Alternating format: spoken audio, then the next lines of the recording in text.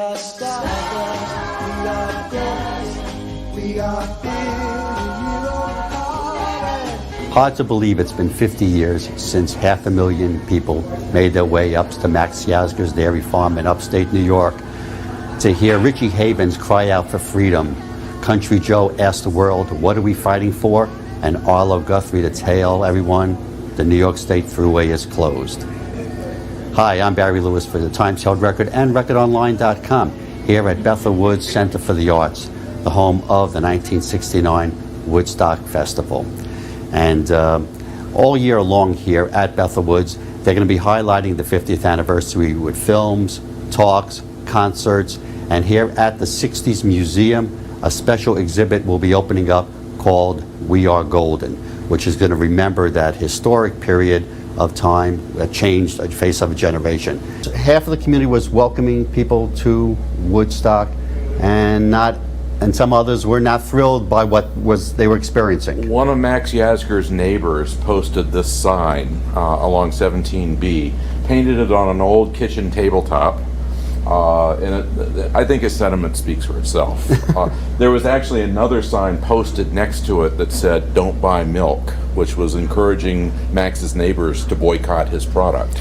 Now, Woodstock is 50 years in the making, this exhibit, but obviously it hasn't been 50 years of searching. The search has taken how long a time since you really began in earnest, knowing you wanted to put this together? Well, you know, Bethel Woods has been the stewards of the property for about 20 years now, even before Bethel Woods started.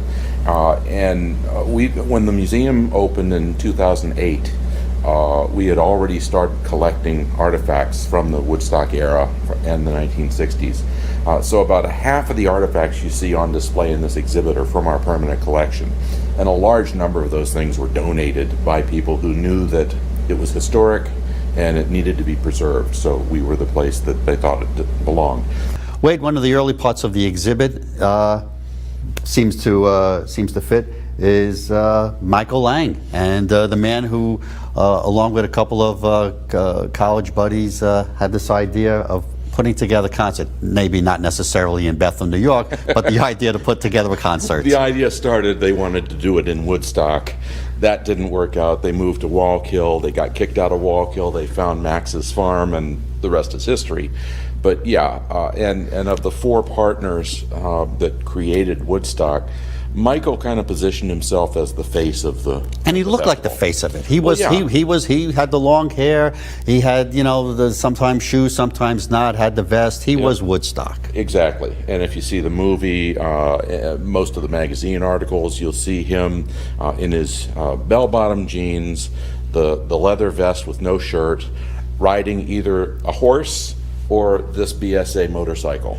A couple years ago, the guy who drew the site plans of the festival to be submitted for permits and for the construction crews to know where to put things, sent us the original drawings with a note saying, if you don't want to keep them, just throw them away, I don't want them back. And of course we wanted them.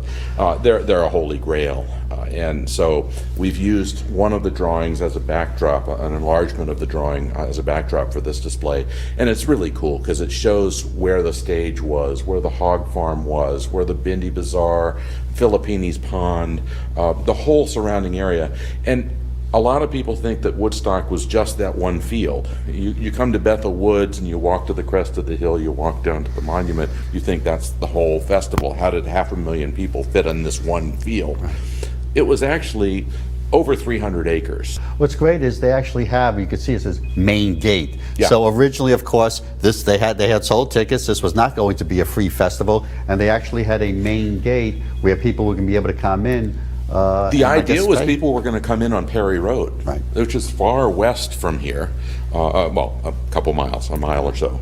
And they would go through the campgrounds, go through the hog farm, then walk through the woods, and then the space would open up and you've got this concert field.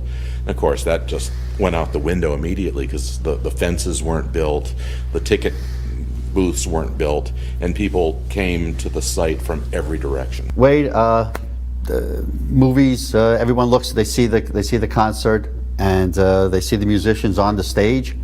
This is the stage. The two things that you see in that film that really stand out are that plywood stage and the yellow construction scaffolding that had the lighting and the speaker systems. We've painted this enclosure yellow to honor the scaffolding. We're not going to build a 70-foot scaffold in the exhibit. But the plywood, we have 6 sheets from the original stage. Now, how did somebody, where were these pieces of wood?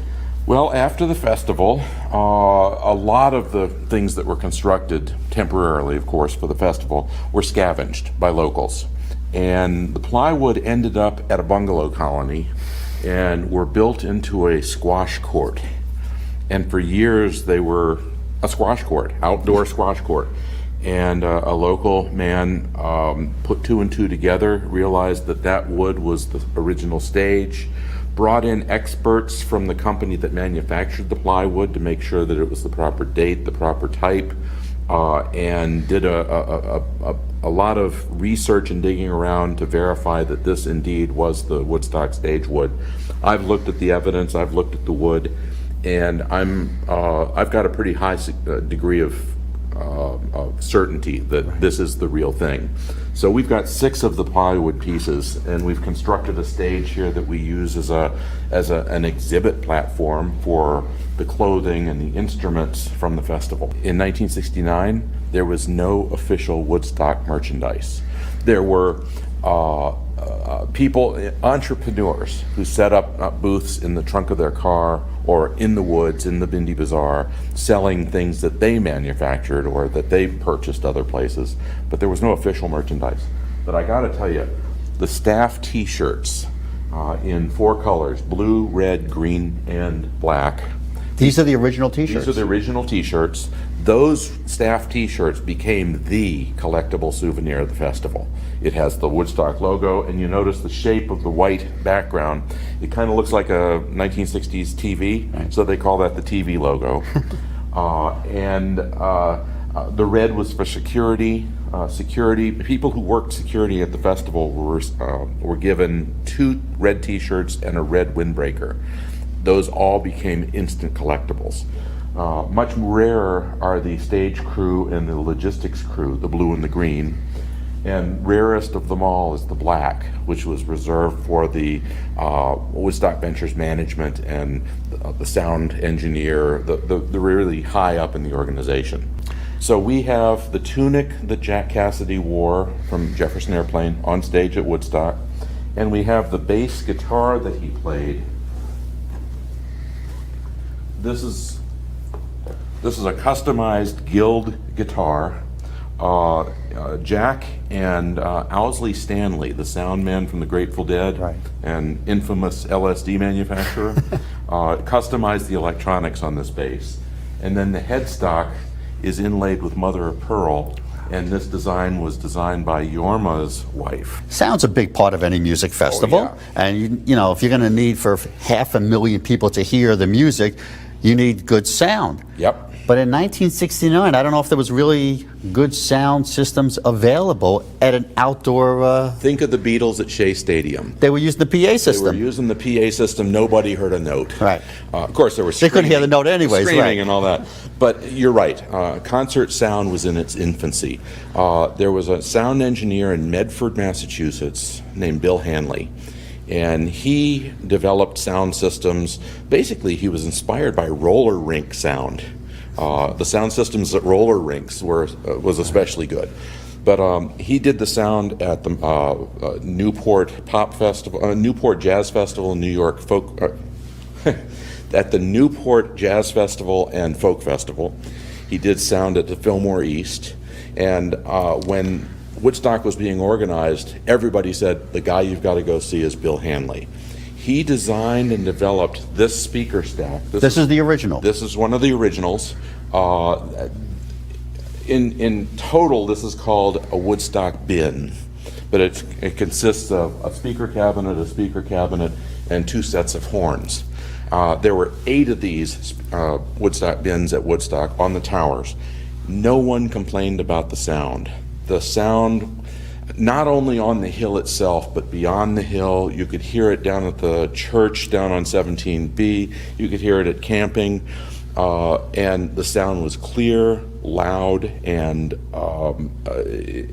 it made the festival. We have the contract that Joan Baez signed to perform at Woodstock. We borrowed that from the Rock and Roll Hall of Fame. And we have the pay receipt and bank stub for Jefferson Airplane's performance. I mean, fun stuff. This has got to be one of the coolest things. Alan Wilson was the lead singer, guitarist, harmonicist, and songwriter for Canned Heat. You know that song, Going Up the Country. Absolutely. I mean, it's everywhere now. It's being used on commercials. And Right. It became symbolic of Woodstock. Right.